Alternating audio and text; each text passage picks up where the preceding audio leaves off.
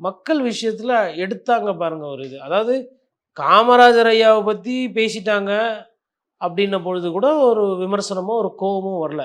ஆனால் இது அப்படியே உள்ளுக்குள்ளேருந்து போகுது. அதாவது என்னென்னா ஆட்சியில் பங்கு, அதிகாரத்தில் பங்கு. ஃபஸ்ட்டு அதுக்கு நீங்கள் ஜெயிக்கணும்.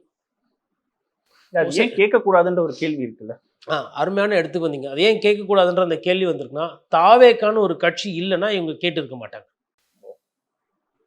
நான் வந்து கேட்கக்கூடாதுன்னு சொல்லலை, உழைப்புக்கேற்ற ஊதியம் என்று சொல்வார்கள்.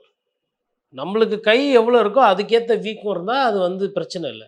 அது அதீதமாக போச்சுன்னா அது அப்போது நீங்கள் திராவிட முன்னேற்ற கழகத்துக்கு நீங்கள் அதிக அளவில் வாக்கு வாங்கி அந்த கட்சியை நீங்கள் பலப்படுத்தி ஒரு ஒரு ஸ்விங்கோ ஒரு ஸ்வீப்போ வந்து உங்களால் ஆனது கிடையாது.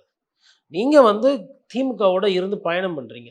இன்னும் சுருக்கமாக சொல்ல போனால் 2G கேஸ் ஆகட்டும், தொடர்ந்து வந்த ஊழல்கள் அது எல்லாமே வந்து அப்போ அன்னைக்கு வந்து உங்களால் திமுக கெட்ட பேரும், திமுகவில் உங்களுக்கு கெட்ட பேரும் அப்படி இருந்தது. தேசிய அளவில் திமுகவில் காங்கிரஸுக்கு கெட்ட பேர் இருந்தது. இது பழைய வரலாறு. அந்த வரலாறெல்லாம் மறந்துட்டு அன்னைக்கு இணக்கமாக இருந்து சவாரி செஞ்சீங்க. நான் எதுக்கு சொல்கிறேன்னா, ஒரு கட்சி எப்போ பிரியும்னா அதிகமான விமர்சனம் வரும்போதோ இல்லை அதிகமான பிரச்சனைகள் வரும்போது பிரியணும். அப்படி பார்த்தா இவங்க ஐயா டிஆர் பாலு போன்றவர்கள்லாம் என்னோட அமைச்சரவையில் வரவே கூடாதுன்னு சொல்லிட்டு பிரதமர் மன்மோகன் சிங் பிரச்சனை பண்ணார் 2வது வாட்டி வந்த பொழுது. அது மாதிரி எவ்வளோ பிரச்சனை இருந்தது. அதெல்லாம் சமாளித்தவங்க இன்னைக்கு கூட்டணியில் பங்கு அதிகாரத்தில் பங்குன்னு கேட்குறேன்னா முழுக்க முழுக்க அது விஜயோட வரவால் அவர்கள் பண்ணுறாங்க.